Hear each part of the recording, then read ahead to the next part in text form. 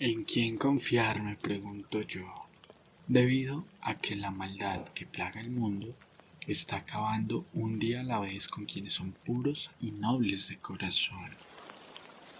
Me temo que el día en el que el maligno tendrá el control de todos los estamentos de la sociedad está cada vez más cerca. Cada vez veo que eso, que años atrás fue para mí una siniestra fantasía, está a puertas de volverse nuestra cruda realidad. Bienvenidos a esta entrega de relatos paranormales. Hoy conocerás el caso de Marta, una joven a quien la maldad le arrebató lo más preciado de su mundo.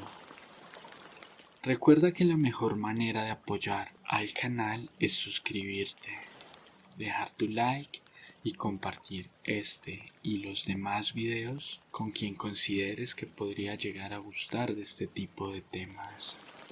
No siendo más lo que tenía por decirte, continuemos con el video. Me llamo Marta, provengo de una familia muy religiosa, de esas en las que todos los domingos se asiste a misa, llueva, truene o relampaguee, ahí estamos siempre. Mi madre, mis dos hermanos y yo. Sé que desde el cielo mi padre nos acompaña, ya que, años atrás, en extrañas circunstancias, él falleció. Tuvimos siempre la sospecha de que la muerte de mi padre había sido obra de una vecina, la cual envidiaba la relación de mi madre con mi padre. Sospechamos que esa mujer hizo un entierro, o tal vez algún tipo de maleficio, el cual lentamente fue arrastrando al foso más profundo del infierno a mi padre. No porque mi padre fuera una mala persona, sino porque tuvo que ser obra del demonio que un ser tan puro, años antes de fallecer, tuviera un cambio tan abrupto. Pasó de ser un ser noble y amoroso a convertirse en una bestia. Lo catalogo de dicha forma porque no tiene otro nombre un ser que le haga daño a un animal. Así es, mató a nuestro perro. Lo hizo de forma despiadada, con sus manos y un cuchillo. Omitiré los detalles porque considero que ustedes no tienen por qué vivir lo que yo viví esa mañana de domingo. Mañana en la que desperté y Tony ya no estaba. A este punto del relato, ustedes deben pensar que mi padre no fue un buen hombre y que de seguro en el cielo no es donde se pasa su eternidad. Asumo esto porque yo pensé lo mismo cuando vi sus manos ensangrentadas, manos con las cuales me abrazaba como si nada hubiera pasado.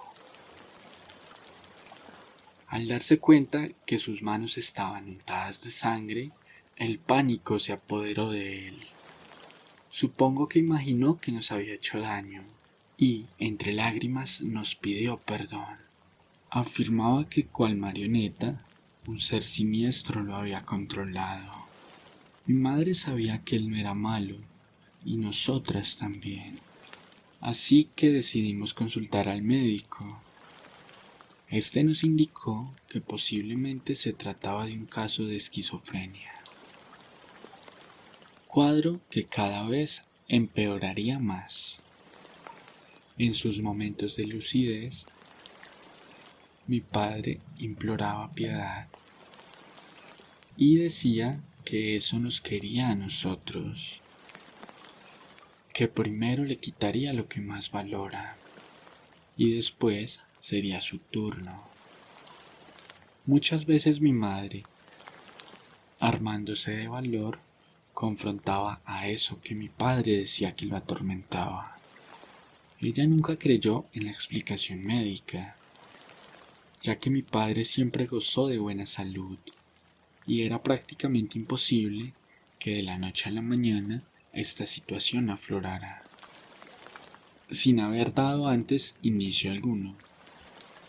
Durante estos lapsos de lucidez, jamás obtenía respuesta alguna, pero cuando por culpa de los medicamentos el cuerpo de papá abandonaba el estado consciente, esa cosa cual ventríloco lo usaba para hablarle a mi madre, la insultaba e incluso en un par de ocasiones estuvo a punto de quitarle la vida. Desesperada por dicha situación, mi madre optó por pedir ayuda en la iglesia, a la cual mi padre dejó de asistir para entonces hace casi un año. El sacerdote nos informó que para que un exorcismo se lleve a cabo, tenía primero que realizarse un proceso largo, el cual sabíamos que mi padre no soportaría. Cada día su salud decaía un poco más, y sabíamos que en cualquier momento perdería la batalla. Gran sorpresa nos llevamos cuando de la noche a la mañana mi padre se recuperó. Parecía que jamás hubiera estado enfermo. Es más, parecía como si jamás hubiera tenido ningún tipo de enfermedad. De la noche a la mañana, adiós diabetes, adiós dolores articulares, adiós cansancio, adiós fatiga. Se encontraba en mejor estado físico que chicos de 20 o incluso 30 años menos. Aunque dichosos por lo sucedido, siempre tuvimos cierto grado de desconfianza en la milagrosa recuperación de mi padre. No porque estuviéramos esperando su muerte, sino porque algo en él había cambiado. Para entonces, quisimos adoptar otro cachorro, pero estos, al ver a mi padre, reaccionaban de forma muy curiosa. Unos se tornaban agresivos, otros simplemente se rezagaban en sus jaulas, como si no quisieran vivir con nosotros. En todos los refugios, los cuidadores se percataban de esta situación y, de la manera más amable posible, nos pedían salir del lugar sin dar problemas. Mi padre solo reía e insistía en seguir buscando. Este solo fue el principio de los sucesos extraños que comenzamos a vivir en casa. Las plantas que durante años habíamos conservado comenzaron a morir. Lo hacían de forma lenta, como si con el pasar de los días algo les arrancara su vida. La carne cruda del refrigerador desaparecía, como si una bestia o un animal salvaje la hubiera devorado. En medio de la noche escuchaba como mi padre se escabullía a la cocina y, como si se tratara de un animal hambriento, devoraba la carne. Tenía que ser él. Ni mis hermanos ni yo consumíamos esta carne. Y mi madre, años atrás, decidió volverse vegetariana. A veces me alegra que no quisieran darnos en adopción a ningún animal. Temía que eso, en lo que se convirtió mi padre, devorara a una inocente criatura viva. Semanas después de vivir esta situación en mi casa, busqué ayuda con el sacerdote que meses atrás nos negó el exorcismo. El párroco, impresionado con lo que le estaba contando, me dijo que lo único que podíamos hacer era orar por él. Además dijo que, estando mi padre haciendo uso de sus facultades mentales, era imposible realizarle un exorcismo sin su consentimiento. Por esto, lo único que podíamos hacer era orar y pedirle a Dios que ese soplo de vida que mi padre tuvo no haya sido otorgado por el maligno. Las primeras noches que comencé a orar, mi padre parecía disgustarle, ya que me pidió que dejara de hacer ruido en las madrugadas, que debía trabajar, ya que nosotros solo éramos un gasto. Fue entonces que confirmé lo que me temía. Ese no era mi padre. Él jamás me hubiera hablado así. Es más, recuerdo que a él le gustaba orar con nosotros. Lo hacíamos antes de dormir, en familia. Pero de esa tradición ahora solo queda el recuerdo. Después de esto, aunque él no reclamaba, siempre estaba enojado. Y no fue sino hasta que dejé de orar que su ánimo mejoró. Una mañana, mientras desayunábamos, le pidió a mi madre no volver a asistir a la iglesia, argumentando que perdíamos mucho tiempo allí. Dijo que ese tiempo podíamos dedicarlo a conocer todo el país. Es más, para ese fin de semana organizó un viaje. Fue repentino, pero bien recibido por la familia. En dicho viaje, mi padre, o lo que fuera que se ocultaba tras su piel, desapareció por un día. Después de esto, llegó como si nada hubiera sucedido, afirmando que después de casi estar muerto, necesitaba al menos un día para encontrarse consigo mismo. Mi madre, cegada, creo que por el amor que sentía por mi padre, le creyó. Fue así como transcurrió el fin de semana en la medida de lo posible con tranquilidad.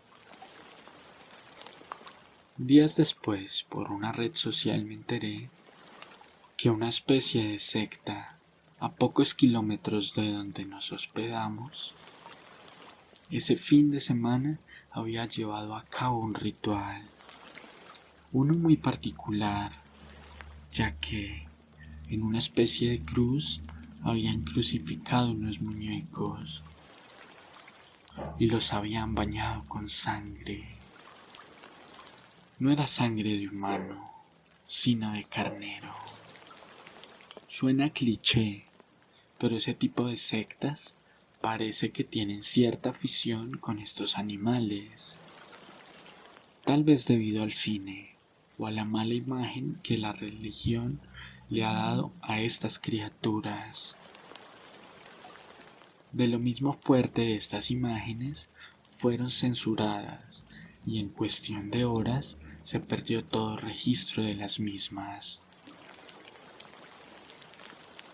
Durante el desayuno comenté con mi madre lo ocurrido. Fue entonces que vi en el rostro de mi padre una sonrisa idéntica a la que tuvo al notar que los animales del refugio le temían. Algo en mí me decía que ese no era mi padre. Ahí ya no había nada de él y que algo se había apoderado de su cuerpo, de ese cascarón vacío que la enfermedad nos dejó. Comencé a investigar un poco más sobre el tema. Esto con la ayuda del sacerdote, el cual siempre nos apoyó a la distancia. No quería por accidente terminar por convocar a un ser desde las profundidades del infierno.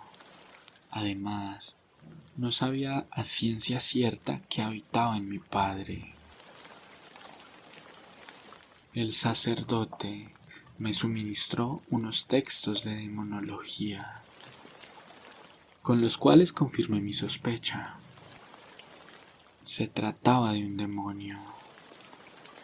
Corrí a contárselo a mi madre, cuando ésta, en medio de su negación, optó por abofetearme, bajo el argumento de que para mi padre no fue fácil levantarse de entre los muertos y volver a nuestra vida antigua. Esto para después romper en llanto y repetir entre sollozos: nuestra vida antigua. Estoy segura que mi madre también sabía que ese no era mi padre, ese ser cariñoso y noble de quien se enamoró y con quien se casó. En dichos textos aprendí que los demonios se rigen por legiones, que cada demonio tiene su don o favor para los humanos, y que no solo se trata del diablo. También comprendí que éste puede presentarse de muchas formas, y no solo como lo pintan los dibujos animados. Ese ser mítico con cola y cuernos, muy parecido al carnero, con la diferencia de que éste camina en dos patas, habla todas las lenguas del mundo y, en vez de alimentarse de pastadas, se alimenta de almas, dolor y sufrimiento. Con esta información en mi poder, debía comenzar a recolectar pruebas. Hacer dicha acusación sin argumentos no haría más que acabar con la poca cordura que le quedaba a mi madre. Con esto acabaría con nuestras vidas de forma indirecta, porque quedaríamos a cargo del demonio si nuestra madre llegara a faltar. Y solo Dios sabe qué puede hacer este siniestro ser con nosotros. Estando ya casi por mitad del relato, quiero invitarte a suscribirte y contarme en los comentarios qué te ha parecido esta historia. Después de largas jornadas pensando en cómo lograr que ese ser se quitara su máscara ante mi madre, concluí que la mejor manera de que esto sucediera era retarlo. No sabía cómo se reta a un demonio, así que de nuevo busqué al sacerdote. Y, aunque en un principio se negó rotundamente a ayudarme, por fin cedió. Me pidió conseguir unos frascos pequeños para darme unos aceites consagrados. Esto con el fin de dejar unas gotas en los lugares comunes de nuestro hogar, para así poder observar la reacción de lo que habitaba el cuerpo de mi padre. De ser suposición mía, nada sucedería, pero, por el contrario, si un demonio estaba habitando en nuestro hogar, dichos aromas lo desesperarían. Además de esto, me entregó unas manillas, una cruz muy particular. Esta tenía forma de T. Me entregó una para mí, una para mi madre y un par para mis hermanos. Me dijo que hiciera parecer que se trataba de un inocente regalo, porque si el demonio se sentía desafiado, podría reaccionar de forma violenta en contra mía. Mis hermanos, encantados con el regalo, no preguntaron el porqué de este, solo se lo colocaron de buena gana. Cuando hicieron esto, les pedí que no se lo dejaran ver a papá, porque el dinero no me alcanzó para comprarle una E.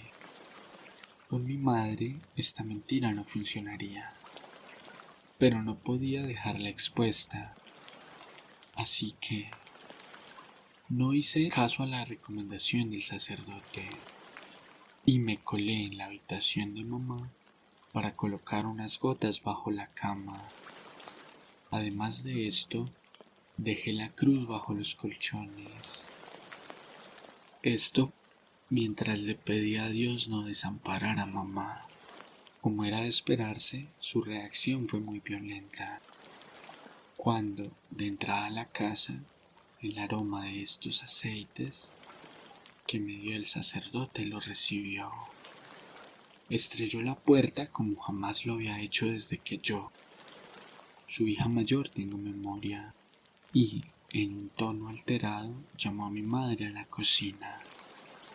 Desde el comedor alcancé a escuchar que le preguntaba por el nauseabundo aroma que estaba impregnado por toda la casa. Entre lágrimas, por lo que tal vez fue la primera vez que mi madre fue víctima de violencia intrafamiliar, salí a buscar ayuda del sacerdote. Pensaba que ante dicha situación, él sería el único que me podría ayudar. Pero, como era de esperarse, estaba atado de manos. Lo único que hizo por mí fue darme el número de un oficial de policía amigo de él y recomendarle a modo de favor personal nuestro cuidado. Sin lugar a dudas, ese no era mi padre. De regreso a casa me encontré con que el olor a aceite consagrado se había ido por completo y, en su lugar, un putrefactivo olor inundaba los pasillos de nuestro hogar, como si en vez de un fino y delicado aroma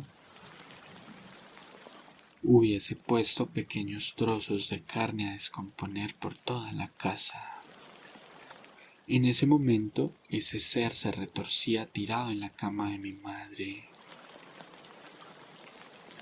Por unos instantes había olvidado que, por decirlo así, esa cama estaba bendita. Tal vez a eso se debía ese brusco cambio en la atmósfera de la casa. Pensé mientras me acercaba al cuarto de mi madre. Mis hermanos aterrados se escondieron en el armario de mi habitación, la cual quedaba enfrente de la de mis padres. Entre susurros me imploraban entrar. Decían que papá se había vuelto loco. Entré lentamente a mi habitación, pensando que se trataba de una trampa, porque aunque estaba de día y tenía una vista panorámica de mi cuarto, no podía ver a mis hermanos. Y si algo me dejó claro el libro que el sacerdote me dio a leer, es que el demonio es muy creativo para engañar. Apreté el crucifijo que descolgaba de mi manilla y, recitando el credo, entré a la habitación. Posé mi mano en la perilla del armario y, poco a poco, fui abriéndolo, queriendo que mis hermanos estuvieran allí, pero preparada por si no se trataba de ellos.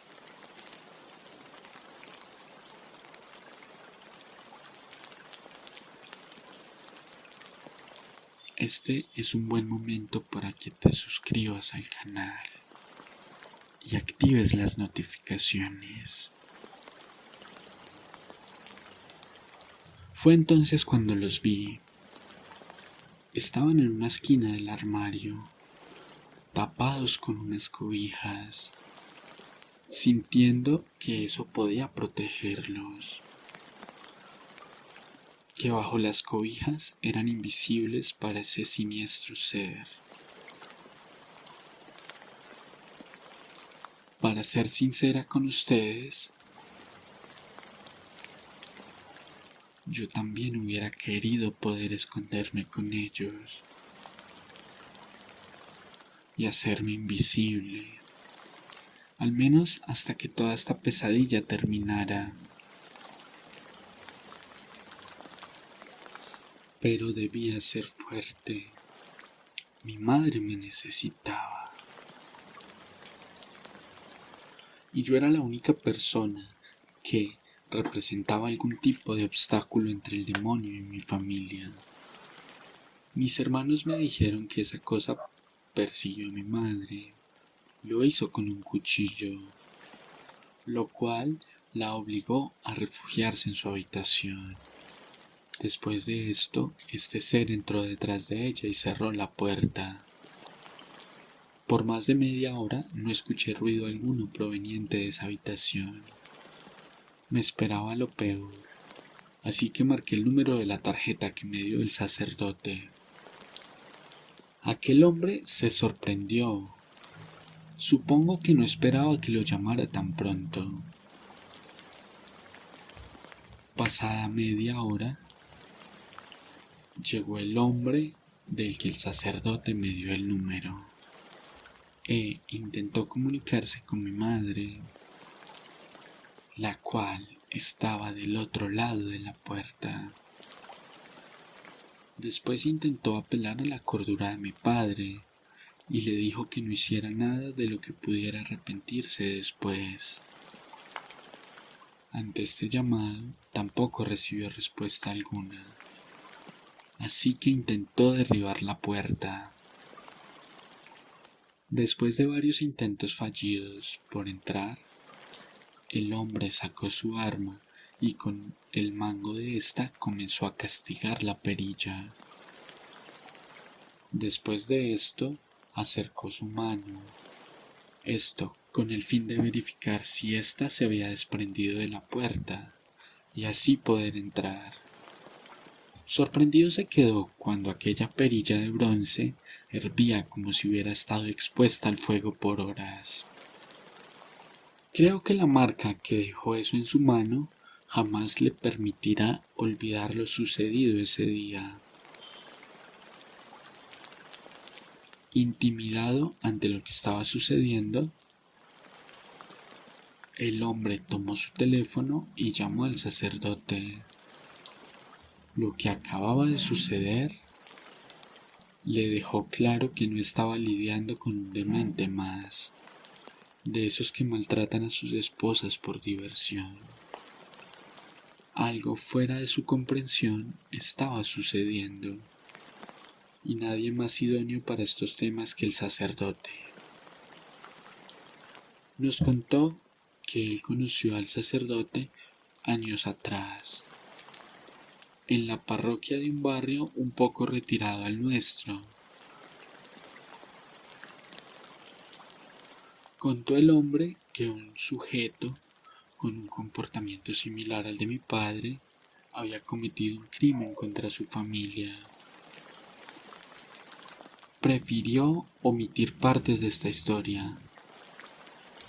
Supongo que para que no perdiéramos la esperanza, pero en el fondo sabía que si lo que estaba encerrado con mi mamá era similar al bastardo que se cruzó en su camino años atrás, no encontraríamos nada bueno al otro lado de la puerta. Fue entonces cuando entre sollozos mi madre pidió ayuda por debajo de la puerta. De nuevo intentamos derribarla, sin resultado alguno. Después intenté contactar con lo que habitaba el cuerpo de mi padre. Le imploré que la dejara en paz, a lo que esta cosa respondió con una voz endemoniadamente fría: todo esto es tu culpa. No debiste interponerte en mis planes. Aún no pensaba dañarlos. Solo quería irme de este lugar con la mujer que me convocó. Después de dichas palabras, el sacerdote entró con el policía y de forma airada me reclamó. Dijo que no debíamos tener ningún tipo de diálogo con el demonio, que éste era un ser ruin, que a base de engaños podía manipularnos para caer en su juego. Cuando lo llamó ruin, el demonio respondió con el mismo tono de voz sereno y frío que usó para hablar conmigo. ¿Quién eres tú para hablar de seres ruines? Le negaste tu ayuda a esta familia que, desesperada, acudió a la puerta de la casa de tu señor. Todo porque temías. ¿Le temes al demonio, sacerdote? Corre, pequeño, corre como el niño asustado que eres. Y deja de jugar con estas personas. Déjame los juegos a mí, maldito sacerdote. El padre guardó silencio por un instante y luego me pidió perdón. Y me explicó que por muchos años ayudó a muchas personas a liberarse del demonio. Pero esto le costó mucho.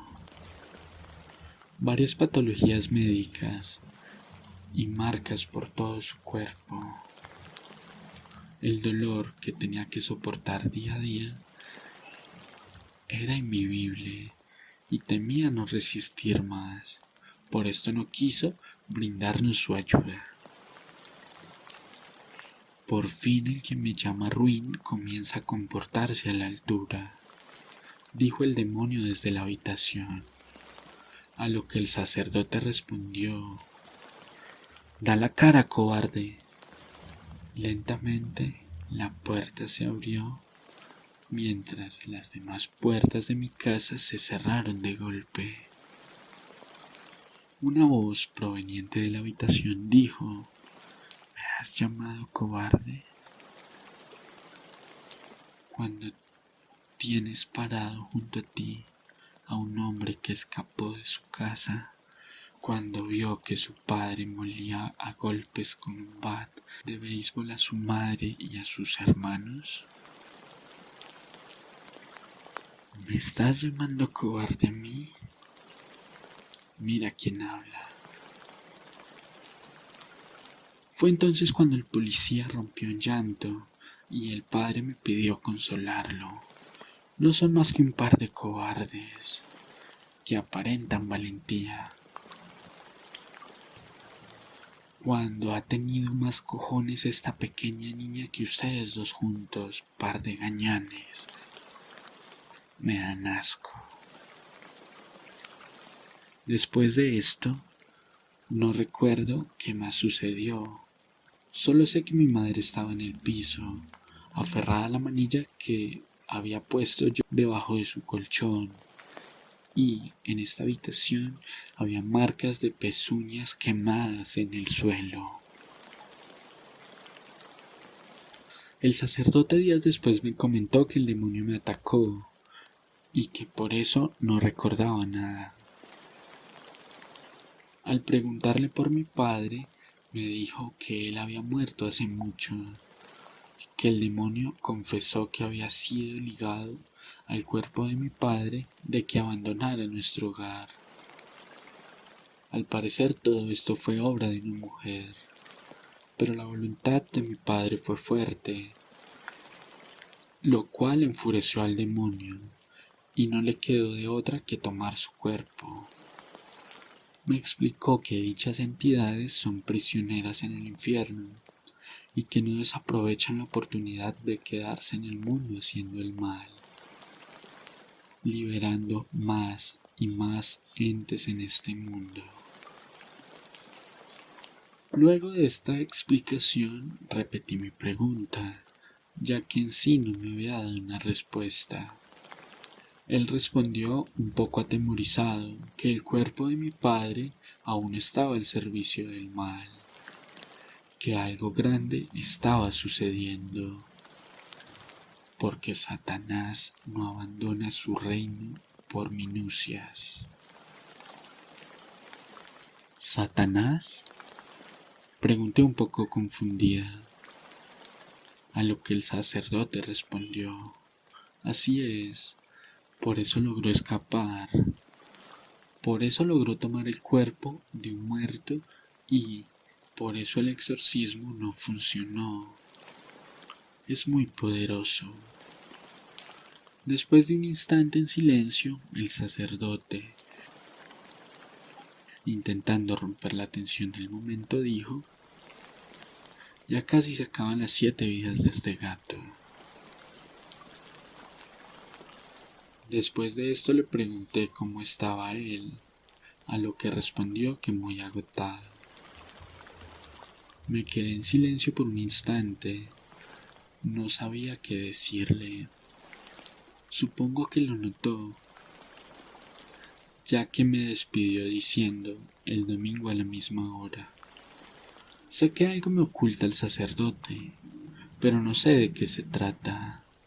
O tal vez son supersticiones mías. Lo que acabamos de vivir mi familia y yo dejaría en un estado de paranoia a cualquiera. Por ahora solo queda descansar. Apenas es viernes. ¿Ya te suscribiste al canal de Relatos Paranormales? Hazlo en este instante. El resto de la semana transcurrió con normalidad. Llegado el domingo, como era costumbre, salimos con mi madre y mis hermanos rumbo a la iglesia para sentarnos en las primeras bancas, como era costumbre para mis padres. Por unos instantes comencé a recordar a mi padre, pero la sangre se me heló de repente. Entre el tumulto se acercaba a él. Lo hacía lento, pero al parecer que fuera un lugar santo no le afectaba. Que estuviéramos en un lugar santo no le afectaba. Un poco más atrás, rezagado entre la multitud, venía el policía. No intentaba detenerlo, parecía seguirle. Fue entonces cuando el sacerdote salió de la sacristía y con un gesto de picardía me saludó. De inmediato, con la mirada le guié hacia donde estaban esos dos. Muy asustado porque no sabía qué sería de nosotros, le pedí a mi madre salir de la iglesia. Tal vez más aterrada que yo, mi madre de inmediato salió del templo con rumbo para la que entonces era nuestra casa. Tomó algo de ropa, todo lo que pudiéramos vender para reunir algo de dinero, y esa misma noche salimos de la ciudad. Lo hicimos sin rumbo fijo. Solo queríamos poner la mayor distancia posible entre esos 3 hombres y nosotros.